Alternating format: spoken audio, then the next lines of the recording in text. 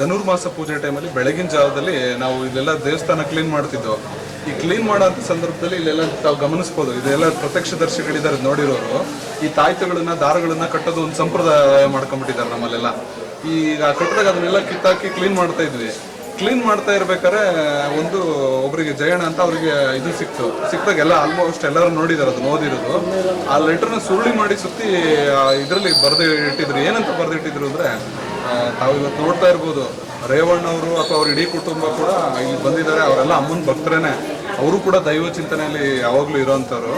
ಆದ್ರೆ ಅವ್ರ ವಿರುದ್ಧವಾಗಿ ಒಂದು ಪತ್ರ ಬರೆದಿಟ್ಟಿದ್ರು, ಯಾರೋ ಒಬ್ರು ಅನಾಮಧೇಯ ಪತ್ರ ಬರೆದಿದ್ರು. ಏನ್ ಬರೆದಿದ್ರು ಅಂದ್ರೆ, ಆ ಪತ್ರದಲ್ಲಿ ಮೊದಲನೇ ಹೆಸರು ರೇವಣ್ಣ, ಪ್ರಜ್ವಲ್ ರೇವಣ್ಣ, ಭವಾನಿ ರೇವಣ್ಣ ಮತ್ತೆ ಸೂರಜ್ ರೇವಣ್ಣ, ಇವ್ರನ್ನೆಲ್ಲ ಹೆಸರು ಬರೆದು ಆ ತಾಯಿಗೆ ಒಂದು ಸಂಕಲ್ಪ ಮಾಡಿದ್ರು. ಏನ್ ಸಂಕಲ್ಪ ಅಂದ್ರೆ, ನಮ್ಗೆ ಇವರಿಂದ ಬಹಳಷ್ಟು ಸಮಸ್ಯೆಗಳಾಗಿದೆ, ಇವರಿಂದ ನೊಂದಿದೀವಿ ನಾವೆಲ್ಲ, ಒಂದಿಷ್ಟು ಜಮೀನು ವಿಚಾರವಾಗಿ, ಬೇರೆ ಬೇರೆ ವಿಚಾರವಾಗಿ. ಆಮೇಲೆ ಅಲ್ಲಿನ ಲೋಕಲ್ ಇನ್ಸ್ಪೆಕ್ಟರ್, ಒಬ್ರು ತಹಸೀಲ್ದಾರ್ ಹೆಸರುಗಳನ್ನ ಬರೆದಿಟ್ಟಿದ್ರು.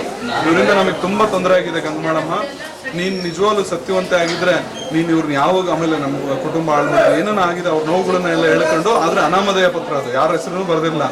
ನೀನ್ ನಿಜವಾಗ್ಲೂ ಸತ್ಯವಂತಳೆ ಆಗಿದ್ರೆ ನೀನ್ ಇವ್ರನ್ನೆಲ್ಲ ಬೀದಿಗೆ ತರಬೇಕು, ಇವ್ರನ್ನ ಜೈಲಿಗೆ ಕಳಿಸ್ಬೇಕು ತಾಯಿ ಅಂತ ಬರೆದಿಟ್ಟಿದ್ವಿ. ಇದು ನಡೆದಿರೋ ಘಟನೆ ಅಲ್ಲಿನ ಲೋಕಲ್ ಆಡಳಿತದ ವಿರುದ್ಧವಾಗೂ ಬರೆದಿದ್ರು ಅವರು. ಅದಾದ್ಮೇಲೆ ಅದನ್ನ ನೋಡಿತ್ತು ಧನುರ್ಮಾಸ ಪೂಜೆನಲ್ಲಿ ಬೆಳಗಿನ ಜಾವ ಪೂಜೆ ಆಗೋದು ಅವಾಗ್ಲೇ. ಈ ಘಟನೆ ನಾವು ಅದನ್ನೇನಾಯ್ತು ಅಂದ್ರೆ, MP ಅವರು ಕೂಡ ನಮ್ಮ ದೇವರ ಭಕ್ತರಿದ್ರು, ಅವರು ಕೂಡ ಪೌರ್ಣಮಿ ವಿಚಾರದಲ್ಲೆಲ್ಲ ಬಹಳ ಸಹಕಾರ ಕೊಟ್ಟಿದ್ರು. ನಾವು ಇದೆಲ್ಲ ನ್ಯೂಸ್ ಆಗಬಾರ್ದು ಅಂತ ಹೇಳಿ ಅದನ್ನ ಹಂಗೆ ಎಲ್ಲರೂ ನೋಡಿದ್ರು, ಎಲ್ಲರೂ ನೋಡಿ ಅದು ಹಂಗೆ ಇದು ಮಾಡಿದ್ವಿ. ತದನಂತರ ನಮಗೆ ಆಶ್ಚರ್ಯ ಕಾದಿತ್ತು ಏನಂದ್ರೆ, ಇದು ಡಿಸೆಂಬರ್ ಅಲ್ಲಿ ಆಗಿತ್ತು. ನೆಕ್ಸ್ಟ್ ಅಲ್ಲೇ ಮಾರ್ಚ್ ಏಪ್ರಿಲ್ ಎಲೆಕ್ಷನ್ ಹಿಂದೆ ಮುಂದೆ ಅಲ್ಲ ಈಗೆಲ್ಲ ಘಟನೆಗಳು ನಡೆದು ಬಹಳಷ್ಟು ಒಂದು ರೀತಿ ವೈರಲ್ ಅನ್ನಿಸ್ತು. ಹಾಗಾಗಿ ಆ ತಾಯಿಗೆ ಈ ತರದ್ದೆಲ್ಲ ದೂರುಗಳನ್ನ ಕೊಟ್ಟು ಹೋಗ್ತಾರೆ.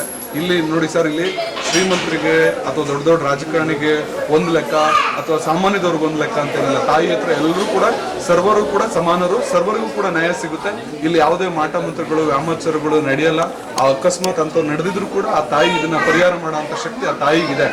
ಹಾಗಾಗಿ ಇಲ್ಲಿ ಏನೇ ಇದ್ರು ನ್ಯಾಯಸಮ್ಮತ. ನಾವು ಅನ್ಯಾಯವಾಗಿದ್ರೆ ನಮ್ಮನ್ನೇ ಮುರಿಯುತ್ತೆ ಇದು.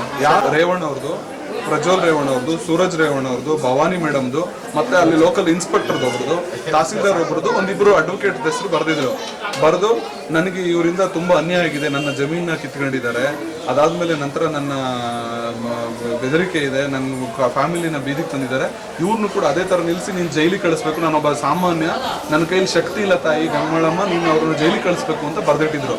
ಅವ್ರು ಯಾವುದೇ ಹೆಸರು ಬರ್ದಿರಲಿಲ್ಲ ಸರ್, ಅವ್ರದ್ದು ಯಾವುದೇ ಡೀಟೇಲ್ಸ್ ಹಾಕಿರಲಿಲ್ಲ, ಎಲ್ಲಿಂದ ಫ್ರಮ್ ಅಡ್ರೆಸ್ ಯಾರು ಬರ್ದಿಲ್ಲ, ಅವ್ರ ಅಡ್ರೆಸ್ ಏನ್ ಹಾಕಿಲ್ಲ, ಒಂದು ಸೈನ್ ಹಾಕಿಲ್ಲ, ಏನಿಲ್ಲ, ಸುರುಳಿ ಸುತ್ತಿ ಅದನ್ನ ಬರ್ದಿಟ್ಟಿದ್ರು. ಅದು ಆಗಿತ್ತು ಡಿಸೆಂಬರ್ 15ರಿಂದ ಜನವರಿ 15ರವರೆಗೂ ಧನುರ್ಮಾಸ ನಡೀತಾ, ಅಷ್ಟರೊಳಗೆ ನಡೆದಿರೋ ಘಟನೆ ಅದು ಪರ್ಟಿಕ್ಯುಲರ್ ಡೇಟ್ ನಮಗೂ ನೆನಪಿಲ್ಲ. ತದನಂತರ ಈ ಘಟನೆ ಆಗಿತ್ತು, ಇದು ಡಿಸೆಂಬರ್ ಆದ್ಮೇಲೆ ನೆಕ್ಸ್ಟ್ ಅಲ್ಲಿ ಒಂದು 3-4 ತಿಂಗಳಿಗೆ ಇದು ಸತ್ಯನೇ ಆಗೋಗ್ಬಿಡ್ತು.